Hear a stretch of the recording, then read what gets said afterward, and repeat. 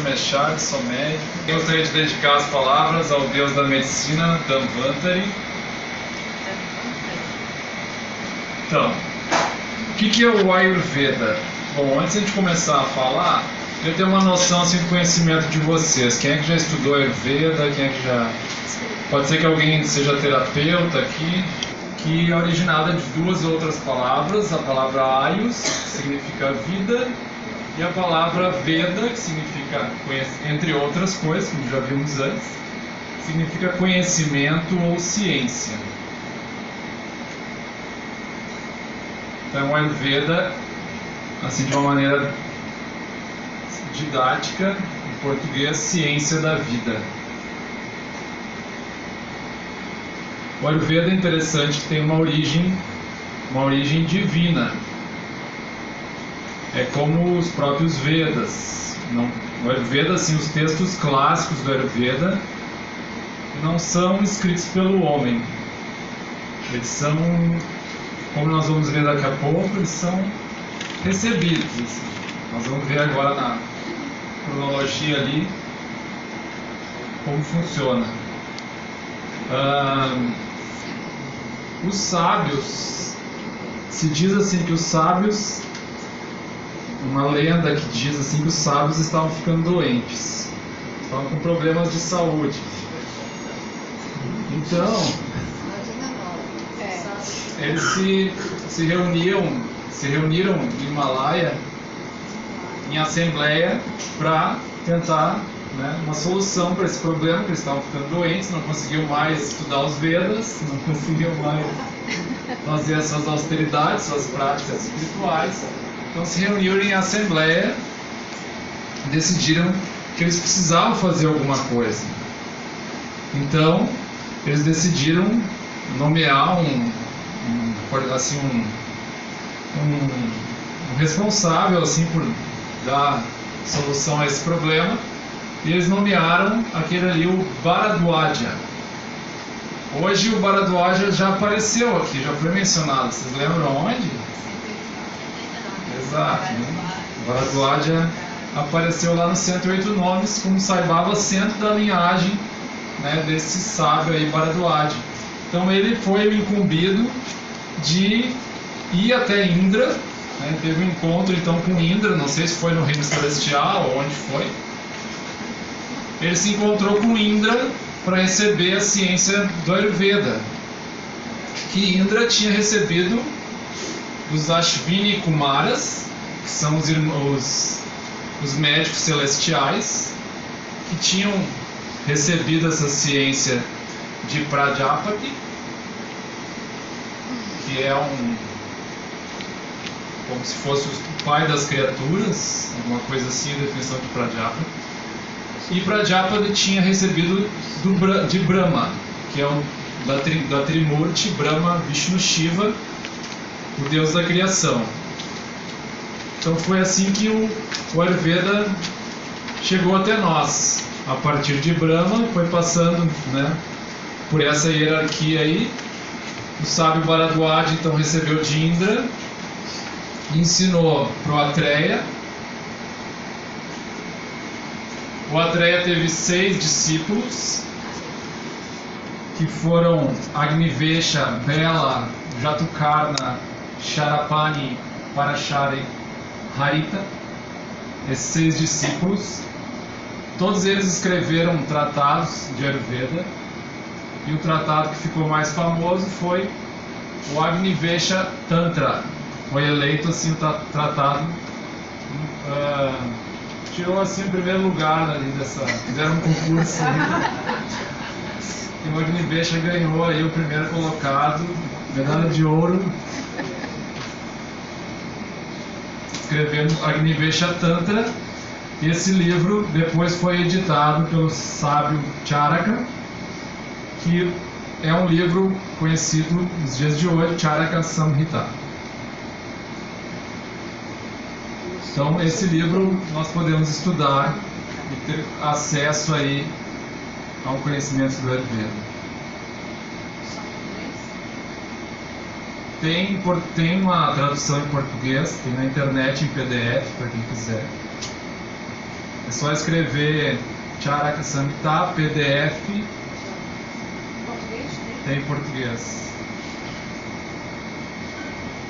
E tem trechos desse livro aí que são acessíveis a nós. A nós que eu digo, né, as pessoas, mesmo que não esteja habituado ao Ayurveda, vai ter vários trechos lá interessantes para autoconhecimento. Então, o que Sai Baba nos fala sobre isso que a gente comentou até aqui? O sábio Bharadwaja dominou a medicina e a cirurgia e propagou-as como Ayurveda. O que é Ayurveda? Ayu, idade, mais Veda igual Ayurveda. Aquele ramo dos Vedas que nos concede vida é o Ayurveda. Infelizmente, nos nossos dias, nós perdemos a fé devido à nossa impaciência. Nós queremos resultados rápidos. Curas rápidas podem facilmente produzir doenças rápidas. Por exemplo, antibióticos. Resultados rápidos. 2 gotas de antibióticos reduzem uma febre em um momento. Sim, está curado. Mas mais febre se segue mais tarde, como uma reação tardia.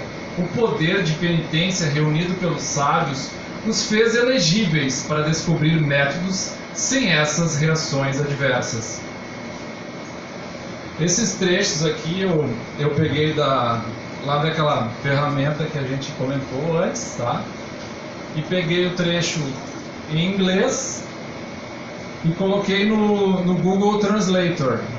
Né? Você escreve lá G-O-O, lá no Google G-O-O, espaço, né? Trans, aí vem essa ferramenta. E essa ferramenta está muito boa, assim, eu tive que fazer poucas modificações aqui para ficar esse trecho aqui. Claro, tem algumas coisas que eu mudei, mas mesmo se eu não tivesse mudado, daria para o entendimento, assim. Eu acho que mesmo pessoas que não têm conhecimento da língua inglesa podem procurar essa ferramenta lá que a gente mostrou antes e ter acesso, assim, às palavras, ao conhecimento que eu sei que está sendo feito um esforço grande aí para ir traduzindo, né? Mas enquanto que não temos todas as traduções. Esse é Satyasai Speaks, então. Aham. É discurso do Baba. Esse aqui é Summer Showers de Vrindavan, é o Chuvas de Verão de Vrindavan de 1991, tá? Pode? Pode. Quer voltar ali para ela anotar? Ali, ó. Procura por esse nome, escreve PDF do lado. Passo pro Rony, ele já. Esse é o volume 2, eu vou pegar o volume 1. Pode? Isso é no meio. Na vida, a saúde é a maior riqueza. Desde a antiguidade, muitos yogis, sábios, videntes e homens de excelência têm feito investigações profundas sobre as formas e meios de manter a boa saúde.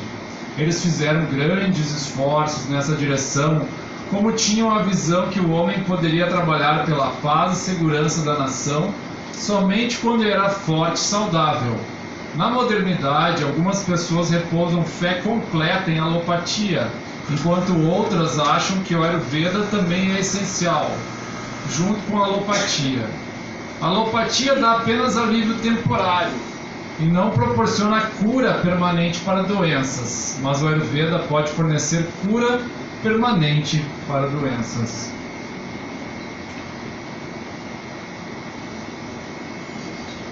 Note que a ciência da medicina praticada por médicos na Índia é conhecida pelo nome sagrado de Ayurveda, a ciência da longevidade saudável. Sua fonte também é tão divina quanto a fonte dos Vedas. Às vezes aparece assim, como eu peguei lá dessa ferramenta, às vezes aparece Vedas escrita de outra forma. Né? Então, quando a gente vai fazer essas pesquisas, às vezes a gente não encontra certos trechos porque faltou um H ali no caso. Mas é que aparece lá assim no inglês, né? Tem que ser estudada com tanto respeito e veneração quanto os Vedas são aprendidos, aos pés do Guru. Tem que ser praticada com tanta devoção e dedicação como cerimônias védicas e recitações são cumpridas. O Veda, ou conhecimento que confere Ayu, longevidade, é o Ayurveda. pode prolongar a vida, preservar e proteger a vida dos perigos. O Ayurveda lida não apenas com a cura das doenças, mas também lida com a prevenção das doenças. A ausência de tranquilidade mental e equanimidade leva ao que chamamos corretamente de doença. Não entendi essa frase. Ausência de ausência das duas coisas. Das duas coisas.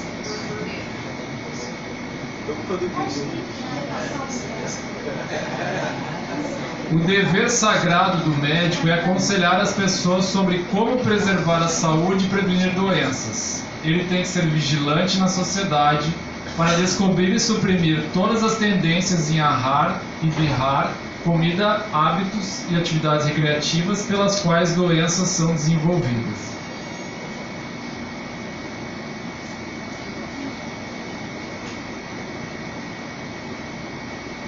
O vestuário usado pelos humanos, as casas onde moram e as áreas em que estão situadas devem ser limpas e arrumadas. A comida que é tomada tem que fornecer todos os elementos necessários para manter o corpo forte o suficiente para resistir à doença. Mesmo que seja um pouco insuficiente a este respeito, a saúde pode ser mantida se não for poluída, pura e santa. Ó, viram? Isso é para provar que veio do Google Translate. O ar respirado, a água captada, os solos, animais e as plantas que cercam, todos têm micróbios maléficos que podem causar doenças, se a mente e o corpo não está equipado com uma poderosa armadura de resistência. Então vamos ver aí como é que nós podemos equipar este corpo com essa armadura. Bom, pode passar, vamos entrar num... Vamos entrar assim, é muita leitura.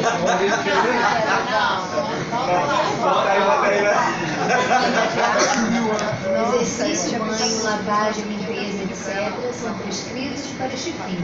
O corpo é o barco no qual viajamos pelo oceano de samsara, vida mundana, e tem que ser mantido firme e digno do mar.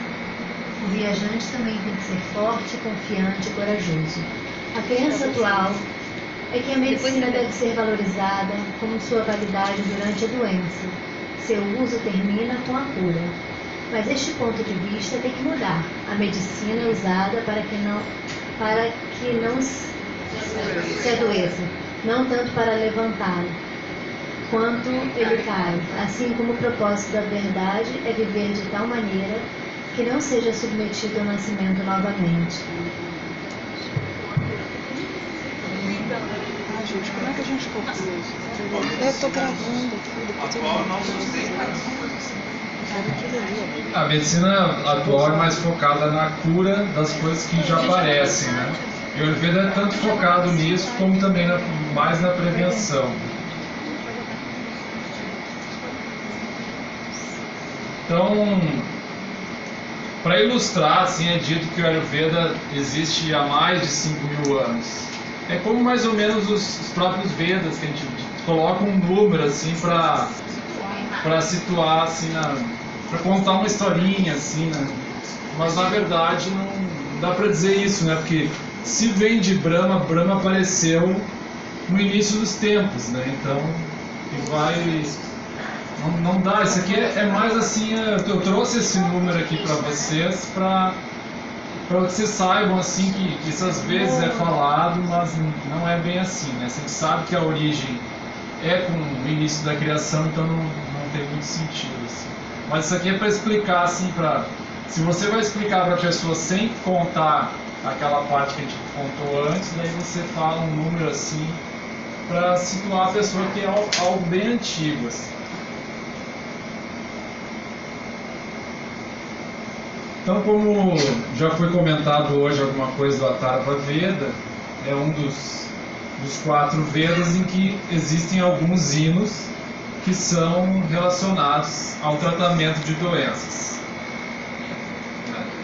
E nessa parte que o Atharva lida, é uma maneira de tratar as doenças assim de forma espiritual, né? Você cantar hinos, fazer cerimônias para afastar as doenças. Isso poderia ser usado assim em tempos mais antigos, assim, que as pessoas tivessem compreensão, que não achassem muito estranho fazer isso, né? Imagina você fazer isso, né, com as pessoas em geral, assim, pensar um pouquinho que eu vou entoar um mantra aqui. Fecha os olhos, aí deita bem quietinho, né?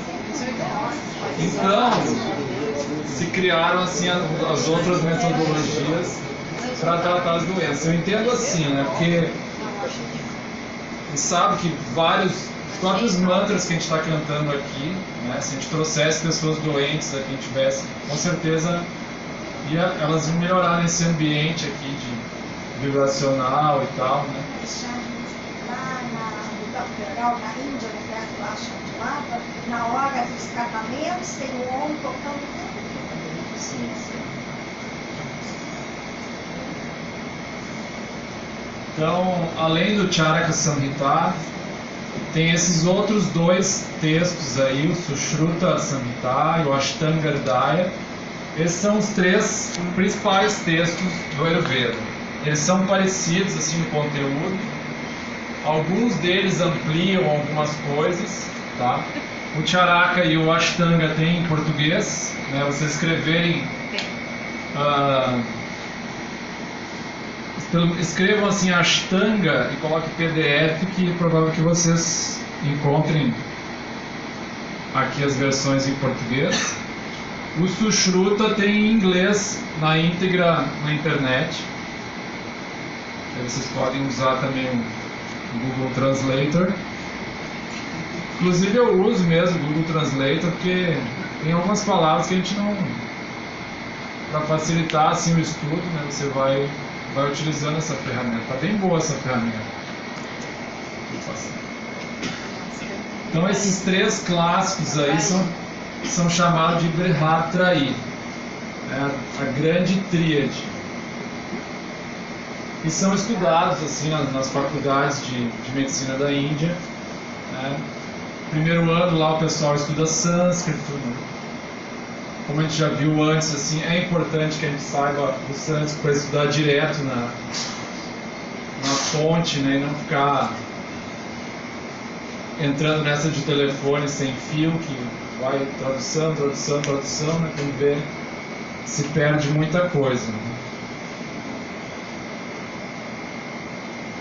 Então o Ayurveda sempre foi forte na Índia, tem uma tradição muito grande lá de utilização dessa ciência. Porém, como vocês sabem, nessa época aí a Índia foi dominada pelo Império Britânico, e nessa época então o Ayurveda foi colocado de lado, foi negligenciado, até as pessoas que praticavam foram perseguidas, né, taxadas de charlatões e tal, curandeirismo. E só depois então desse período aí, de uns menos de 100 anos para cá, que o Ayurveda vem se reerguendo novamente. O marco desse ressurgimento do Ayurveda é a criação dessa universidade aí, a Gujarat. Inclusive é uma universidade aberta para estudantes estrangeiros. As aulas eles dão aula em inglês lá. Tem outras universidades que dão aula em hindi e outras línguas indianas, então, portanto são mais difíceis para estrangeiros, mas essa universidade está aberta para estrangeiros. Onde fica? Fica no estado de Gujarat. É noroeste, mais ou menos, da Índia. Então, hoje em dia existem mais de 300 faculdades de Ayurveda na Índia, né, como cresceu-se depois da fase britânica ali, vem ressurgindo aí as faculdades. Então, como eu já comentei, o Ayurveda é focado tanto na prevenção como no tratamento das doenças. Eu particularmente gosto mais dessa parte de prevenção, tá? Como alguns de vocês já sabem, eu já há algum tempo assim, eu faço um trabalho na área de alimentação saudável, inclusive em mídia social, Facebook, YouTube, procurando promover aí no Brasil aí que as pessoas se alimentem de forma mais saudável, né? Comam mais frutas, mais vegetais, mais alimentos naturais, direto do pomar, da horta e da lavoura, né? E não da indústria, né? Eu sou em horário. Oi? Eu sou em horário. Então eu resolvi focar assim essa apresentação também nesses outros aspectos do Ayurveda, não só em alimentação, porque os outros aspectos, uns deles são muito bonitos, assim, tem muito a ver com espiritualidade, com o que a gente estuda assim na organização SAI, é muito legal. Tá, o Ayurveda, ele tem uma teoria que diz que todos os elementos, todas as matérias da natureza são formadas pelos 5 grandes elementos, Panchamahabhutas, que são ar, éter, fogo, terra e água. Então tudo que existe é formado por uma combinação desses 5 elementos. Nosso corpo físico, né, esse altar, as fotos, tudo aqui é formado por uma combinação desses 5 elementos. Não existe um 6º elemento, são 5 elementos. E uma outra teoria muito importante do Ayurveda, a gente não pode entrar pelo curto espaço de tempo, não pode entrar assim em várias. Eu escolhi algumas assim para a gente abordar aqui. A outra grande teoria é a teoria dos doshas. Tá? Os doshas, uma das interpretações é que são os tipos corporais.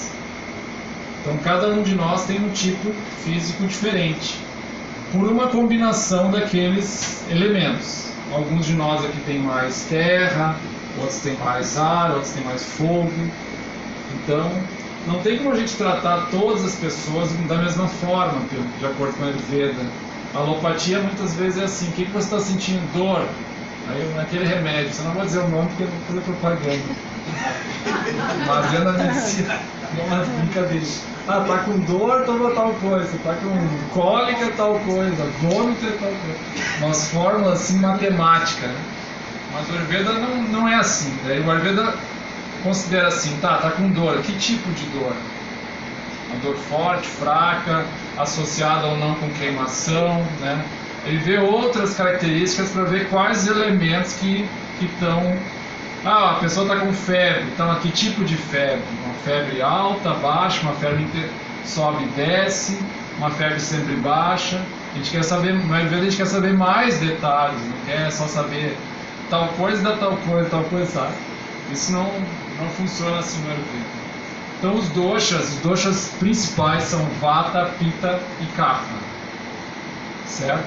Geralmente nós temos 2 desses doshas no nosso corpo assim que predominam. Todos nós temos os 5 elementos, só que alguns dos elementos predominam mais nos nossos corpos. E de acordo com o predomínio de elementos no nosso corpo, nós vamos ter que ter uma alimentação de acordo com a nossa predominância de elementos, uma alimentação e um modo de vida diferente. O nosso sono tem que ser diferente de acordo com os elementos, a nossa maneira de viver, né? A nossa profissão tem que ser diferente de acordo com os elementos, porque algumas pessoas, dependendo dos elementos, não vão conseguir desempenhar determinadas funções, elas não vão ser boas naquilo, porque, por exemplo, no meu caso, tá? Eu tenho predomínio dos elementos ar e éter, certo? Eu não posso me envolver numa profissão que eu fico o dia inteiro falando, tá? Minha palestra aqui não posso ficar com você até meia-noite aqui. Por mais que esteja interessante, que o assunto seja legal, mas isso não é bom pro meu tipo corporal, tá? Isso vai aumentar o ar e éter no meu corpo. E eu vou sair daqui, provavelmente não vou conseguir dormir nada à noite, tá? Vou ficar com a cabeça assim, girando, certo? Então a gente tem que se conhecer nesse sentido, até para escolher a nossa profissão, né, o que nós vamos fazer, como viver o nosso dia a dia. Isso é muito importante, esse conhecimento. Assim. Isso aí traz autoconhecimento. Né? Para a gente ter saúde, a gente precisa desse autoconhecimento. Então o Ayurveda ele utiliza várias metodologias aí para o diagnóstico das doenças, Uma das principais é o exame da língua e o do pulso, tá? Os médicos Ayurveda que são experts nisso aí, eles podem fazer o diagnóstico só pelo pulso, a pessoa não precisa falar nada, só pega teu pulso ali e começa a dizer assim, tu tem problema no fígado, lá, teu rim não tá bem, né? Eles vão assim, né? Mas claro, esse é um treinamento de muitos anos, né? Tive um professor que disse que isso é um treinamento que leva uns 10 anos para você ganhar proficiência, assim, estudando e tendo um mestre, assim, né, para lhe orientar direitinho. É difícil. Conhecimento Ayurveda é difícil que você pegue só de livro, você precisa da parte prática também. E o bom, claro, seria ter um guru, assim, um professor do lado para ficar te orientando. Né? Funciona que nem os próprios Vedas, naquela questão do Parampara, como é que é o Guru Parampara, né? É que é a linhagem mestre-discípulo. Onde você se formou? No que? Em Ayurveda, médico. Aqui no Brasil eu fiz alguns cursos, na Índia também um pouco. Mas Lá no sul? Hã? Lá no sul? Da Índia? Não, do Brasil. Sim. Vou passar. Então, quais são as terapias que o Ayurveda vai propor para a pessoa? O terapeuta Ayurveda, o médico, aqui no Brasil a gente chama de terapeuta Ayurveda, a gente não chama de médico Ayurveda, tá? Um tempo atrás chamavam de medicina Ayurveda, mas daí isso aí foi banido, não se permite mais chamar assim. Aqui no Brasil é terapeuta Ayurveda. Tá? Na Índia sim existe. Na Índia existe sim o médico Ayurveda, lá tem uma faculdade disso. Aqui isso é um curso que geralmente é um encontro no final de semana durante uns 2 anos mais ou menos. Lá tem uma faculdade de 5 anos e meio e que as pessoas podem se formar daí médico Ayurveda. O terapeuta Ayurveda então pode orientar a pessoa na dieta, estilo de vida, pode orientar o uso de ervas, de alguns procedimentos, como principalmente massagens e procedimentos que envolvam o uso de óleos, o uso de mantras e o uso de orientação de yoga também. Isso aqui é bem diferente da alopatia. Né? Geralmente a alopatia fica mais nos remédios ou cirurgias, assim, seria mais nas ervas e procedimentos. Né? Tem pacientes que às vezes eu recebo que estão em tratamento para doenças graves, há digamos 10 anos de tratamento, a pessoa já passou por mais de 10 médicos às vezes, e daí eu pergunto para ela, algum profissional já perguntou para você o que você come?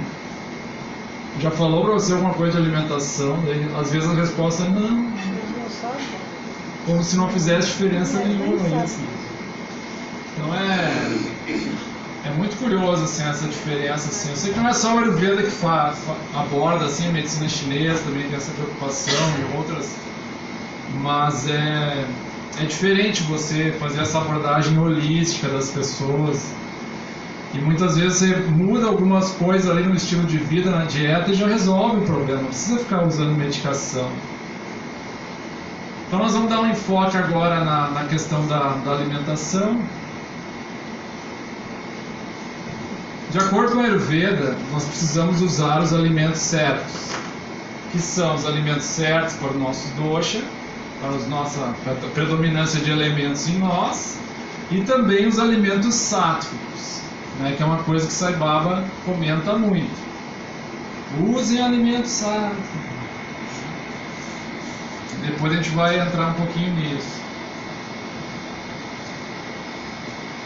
Aqui, né, isso aqui são as gunas dos alimentos, as qualidades dos alimentos. Alimentos sáttvicos, não só alimentos, com qualquer coisa tem essas qualidades. Né? Ou aquilo é sátvico, ou é rajásico, ou tamásico. Sátvico é aquilo que promove o equilíbrio, que promove a saúde. Rajásico é aquilo que promove a agitação, e com isso também promove a doença. E tamásico é aquilo que promove a inércia e também promove mais ainda a doença. Então, por que as doenças aparecem em nós? Porque nós estamos usando alimentos rajásicos e tamásicos. E alimentos, como Sai Baba diz, não é apenas aquilo que a gente come. É aquilo que a gente come, aquilo que a gente vê, aquilo que a gente escuta, aquilo que a gente toca. Tudo isso é alimento. A pessoa pode dizer, mas doutor, eu só como fruta e alface. E mesmo assim estou doente. O que aconteceu comigo? Né? São os outros alimentos que a pessoa tem. E claro, tem as doenças que vêm de outra vida, que não, mesmo que você coma só alface e fruta, não adianta, você não escapa. Tá? Mas isso não é o comum. O comum é as pessoas adoecerem por aquilo que elas fazem nessa própria vida. Então, os alimentos sáficos, né, promovem o equilíbrio. Pode passar. Agora aqui vou ler para vocês algumas coisas que Sai Baba fala sobre isso. Hoje eu vou lidar com comida sátrica, ou tipo de alimento necessário para o progresso espiritual. Comida sátrica permite ao sadhaka apreender a onipresente realidade da divindade. Seguindo aí? Pode falar. Passei? Aham.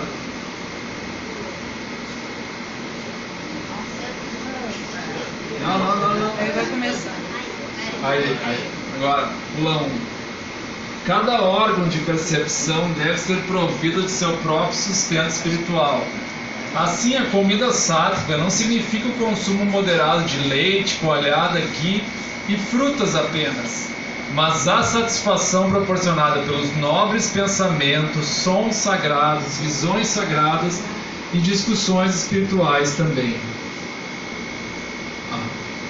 Satsanga, isso aqui é um trecho que eu estava pesquisando, achei bem interessante isso aqui também, porque nós temos que ter hábitos sátvicos, né? Não assim só, eu tenho que comer comida sátrica, tá? Os hábitos devem ser sátvicos, e o satsanga é um hábito assim fantástico assim, para a nossa evolução espiritual, elevação espiritual. Outro sábio que apareceu aí, eu acho que é esse que se refere também nos 108 nomes, que apareceu o Ratnakara, que não sei se é para ser o que é o Valmiki, né? Ele se associou aos 7 grandes sábios e virou o sábio Valmiki, que compôs o Ramayana. Então essa é uma história de satsanga, assim que Sai Baba comenta várias vezes isso, né? Que o poder que o satsanga tem, como teve poder de transformar esse Ratnakara, que era um assassino, assim, um homicida top, assim, né, na sua localidade, e se uniu aos sábios e se transformou, virou um santo na própria vida, né? Isso, claro, não é comum, né? A pessoa evoluir. Sai Baba diz que ele era tamásico e virou sático assim na própria vida. Isso não é comum, mas pode acontecer. Tinha muitos sanskaras bons, muitos méritos assim, que fez com que ele chegasse a isso. Satsanga, ou a companhia dos virtuosos, é de suprema importância. Satsanga leva ao desapego. O não apego induz a equanimidade, que por sua vez leva à libertação durante a vida. Com a ajuda de Satsanga, muitas coisas são alcançadas. Cultivamos bons hábitos e participamos de atividade piedosa. Satsanga santifica o corpo humano para tornar-se um templo de Deus. Aqui eu dei uma ênfase ali, que às vezes também tem essa discussão assim, mas alimento sátrico não é, deve ser para os indianos. Não, nós precisamos um pouco de alimento rajásico, né? Nós estamos em atividade e tal, a gente precisa de alimento rajásico. Aí Sai Baba diz isso, né? Você deve comer apenas alimento sátrico. Nossos pensamentos são determinados pelo tipo de comida que nós consumimos. Então nós vamos mostrar agora na sequência, só um pouquinho, fazer um suspense. Nós vamos mostrar na sequência como é possível esse estilo de vida aí.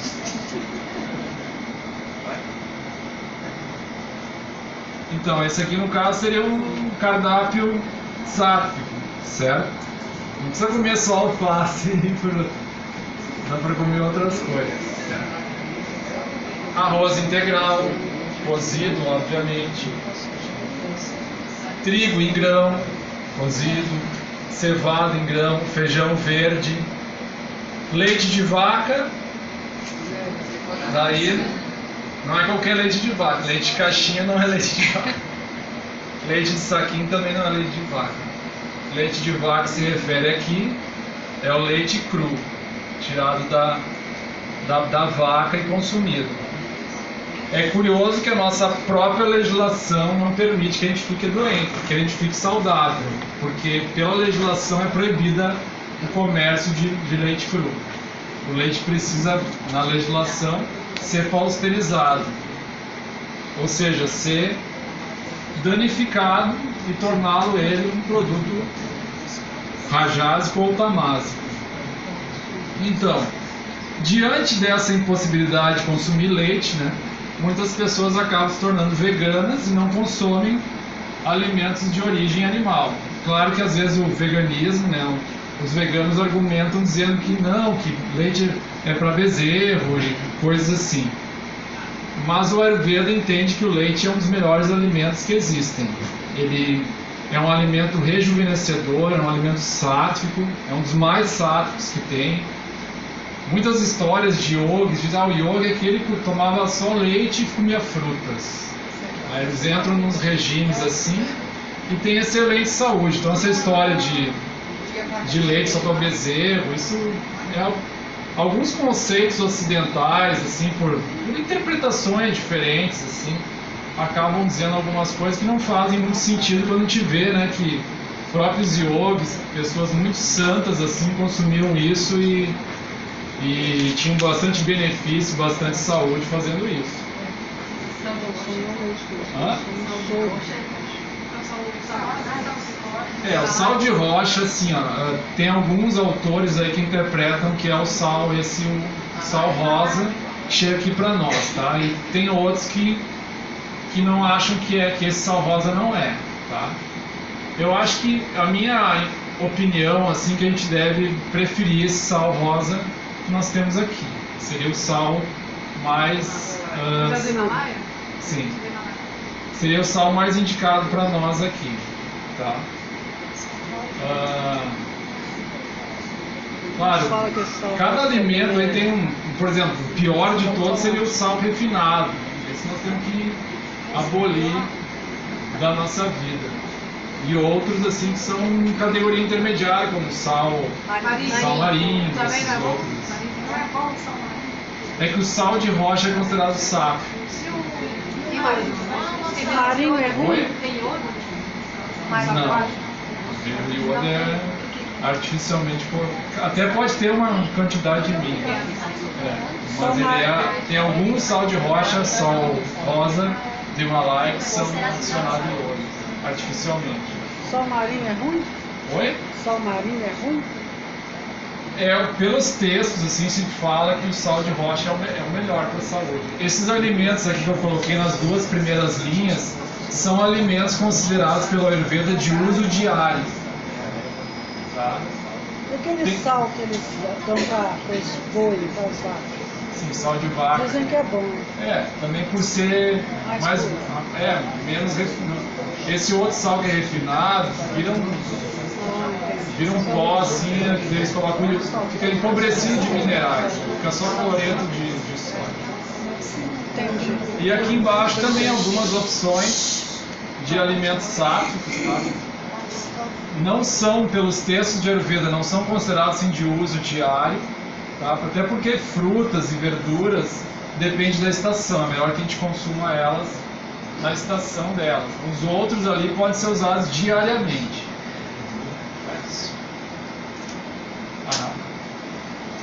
Também o Ayurveda fala sobre a quantidade certa, tá? Porque mesmo Sai Baba diz que mesmo frutas e leites forem consumidos em grande quantidade vão se tornar tamásicos. Então a gente tem que consumir na quantidade adequada, de acordo com o nosso Agni, que é o nosso fogo digestivo, nossa capacidade digestiva, nós consumimos os alimentos.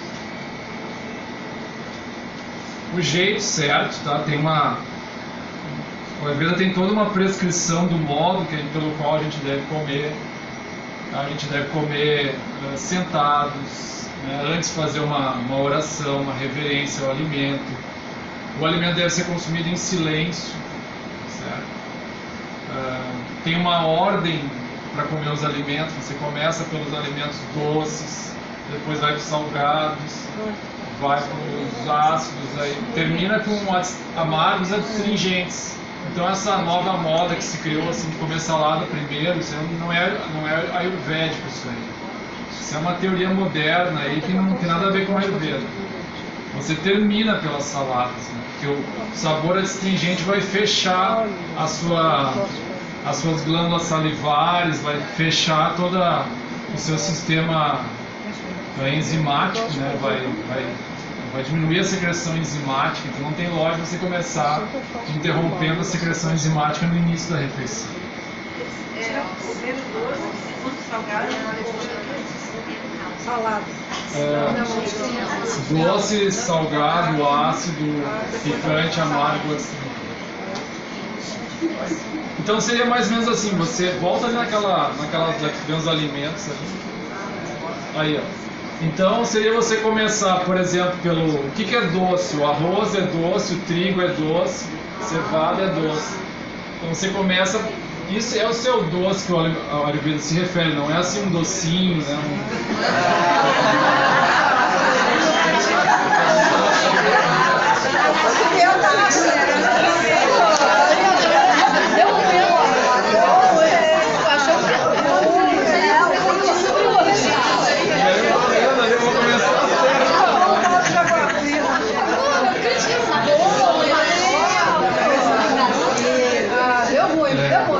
Daí na sequência você vai comer algo salgado, por exemplo, feijão verde,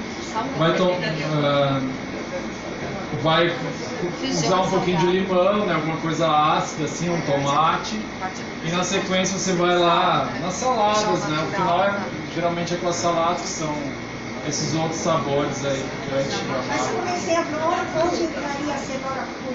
Uma cenourinha, né? Doce. É doce. No início. Cenoura?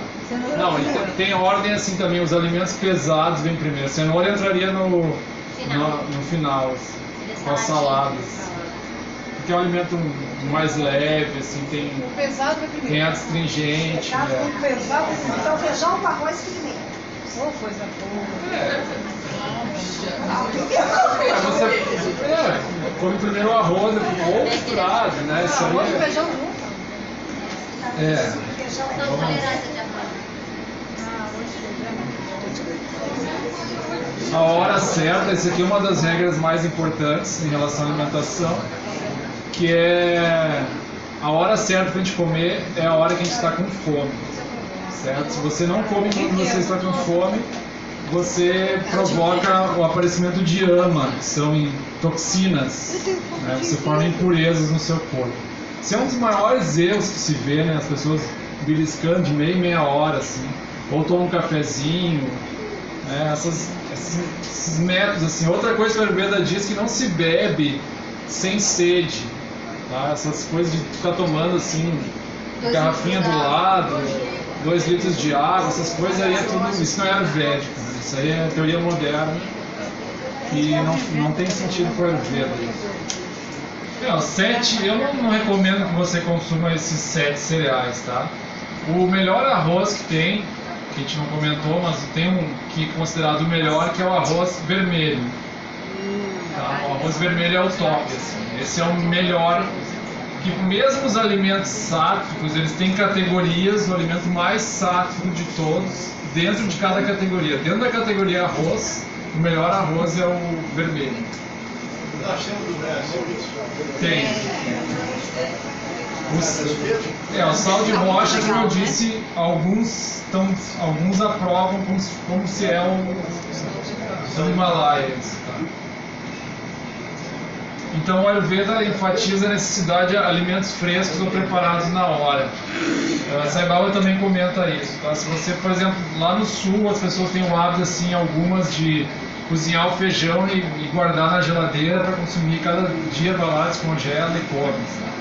Mas isso não é saudável. Você deve preparar o alimento todos os dias, né? Renovar, fazer um novo preparo, porque ele se torna, ele perde assim o prana, a energia vital. Isso não é adequado. Além da alimentação, para finalizar, eu sei que estão um pouco cansados, final do dia.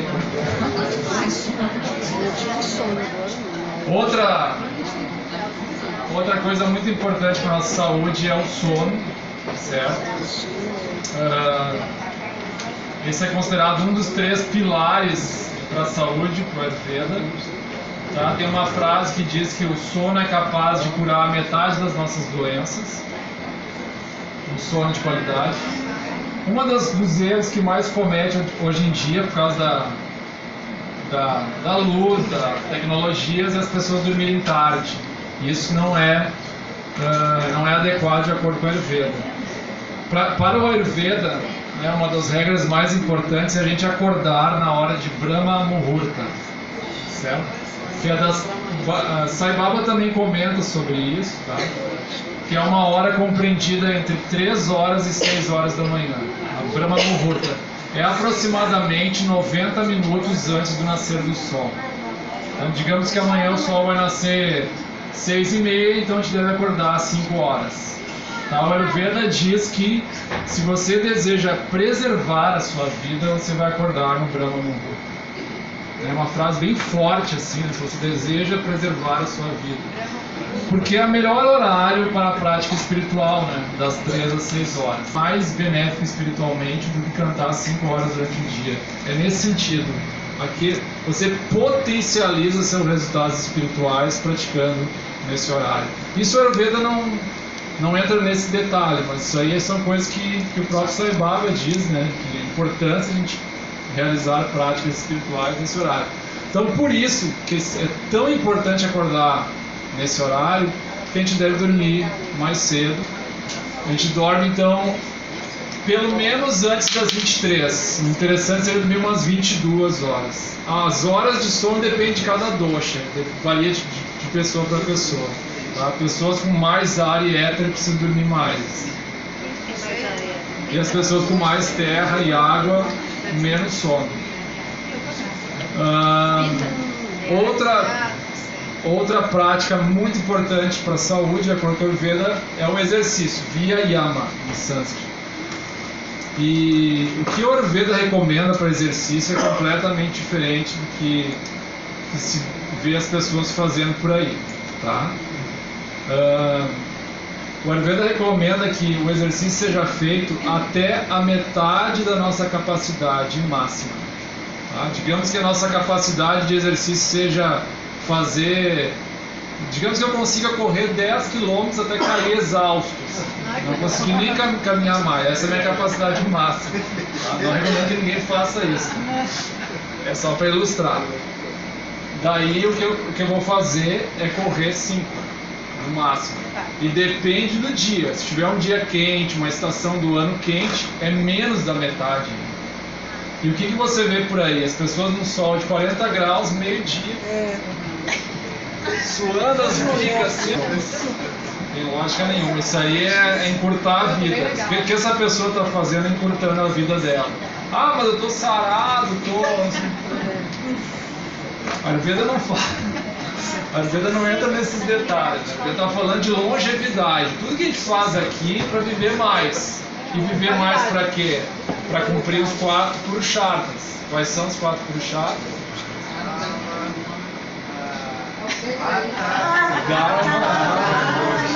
Dharma e o principal. Então, a gente vive mais para isso, né? Para cumprir os 4 Purusharthas. Dharma, Artha, Kama e Moksha. Dharma é a ação correta, Artha é riqueza, Kama é a realização dos desejos e moksha, libertação. Então, dentro da evolução espiritual, primeiro você cumpre os 3, né? Depois que você cumprir os 3 com perfeição, você vai para o 4.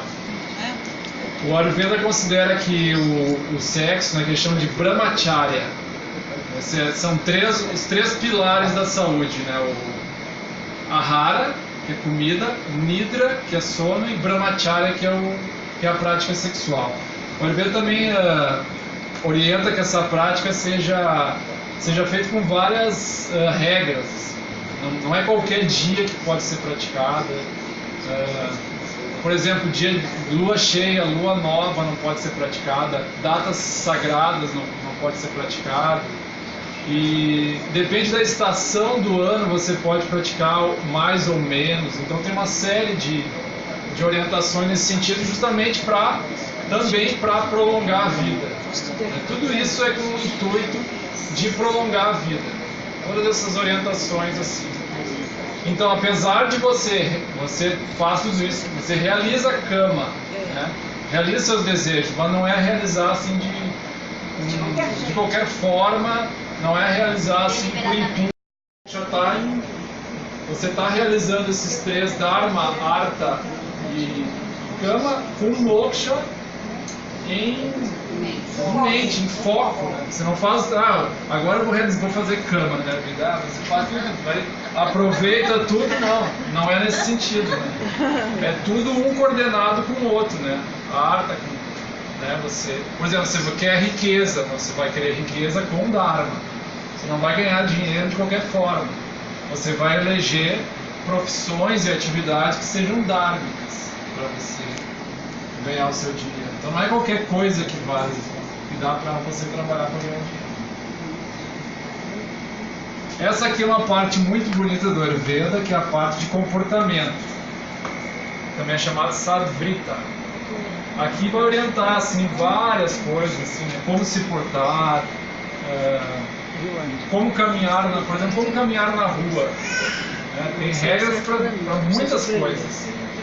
Para caminhar, quando você está caminhando, se a gente fosse caminhar por aí, sair caminhando, você andaria se aqui fosse um local de tempo instável, você sempre andaria com guarda-chuva, para não estar desprevenido, né, tomar uma chuva.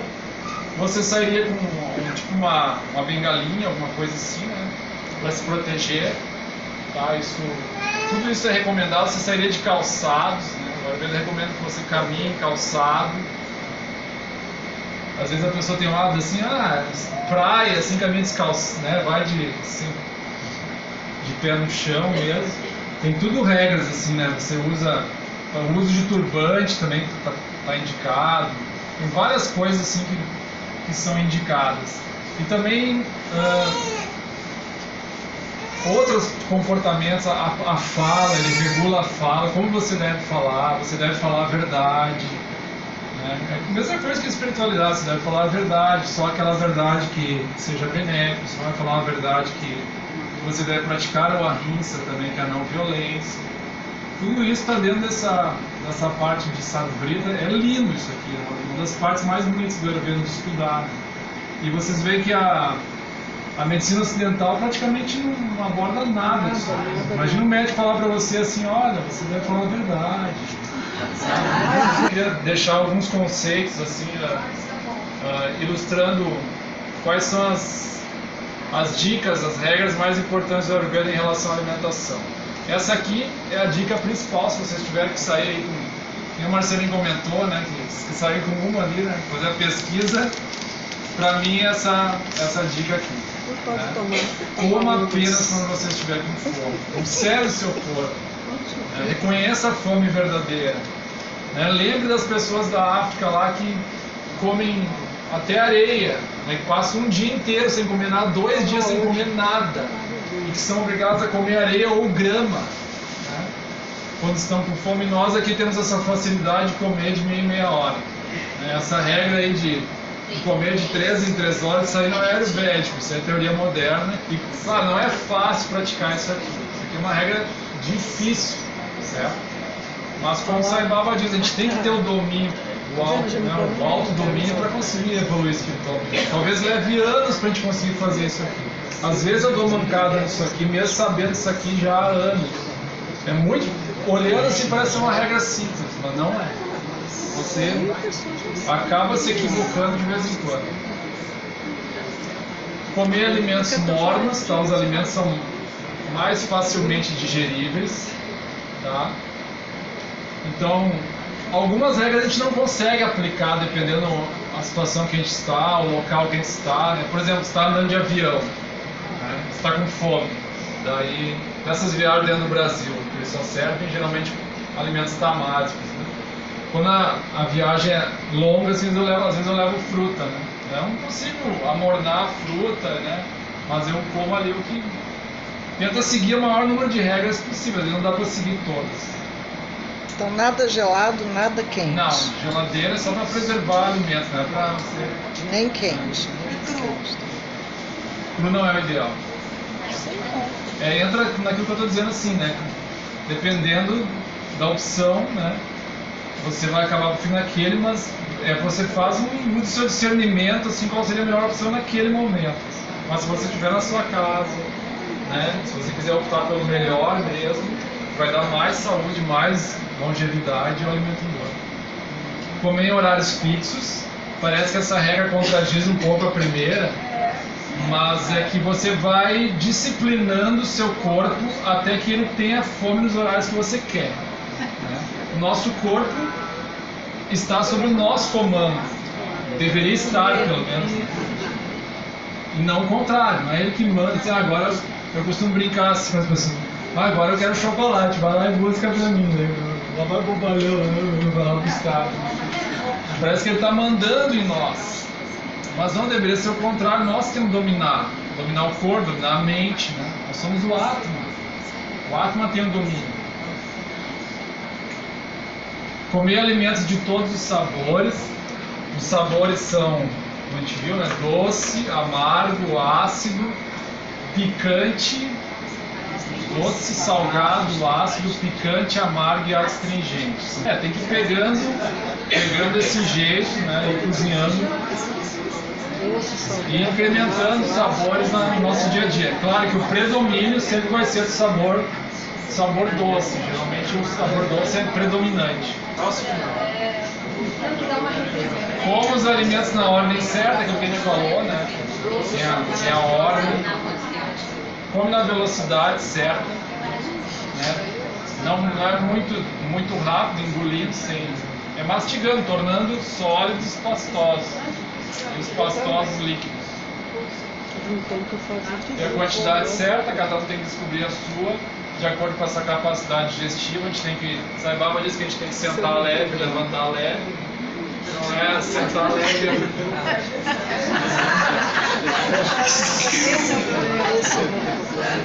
Mastigue bem os alimentos, mais ou menos o que a gente falou na questão da velocidade. Evite conversar durante as refeições, aqui tem umas regras mais difíceis, né? Pelo menos reduzir, né, o que a gente tem o hábito, assim, que nossa cultura o hábito parece que conversa mais durante as refeições do que fora. Lave bem as mãos e o rosto antes de comer. O Ayurveda diz que a gente deve lavar os pés também antes de comer. Então tem várias regras assim que faça uma oração antes de comer. Finalizou. Beba líquidos da maneira certa. Fala no Narayana Mantra, que diz que estudar, né, esse mantra, o Narayana Upanishad, também é um caminho para uma vida sem temor e também para atingir a imortalidade. Esse mantra Om Namo Narayanaya confere longa vida e todos os desejos, confere a libertação do samsara e do ciclo de nascimentos e mortes. Então é interessante que esse mantra, né, ele confere os mesmos benefícios do Ayurveda. O Narayana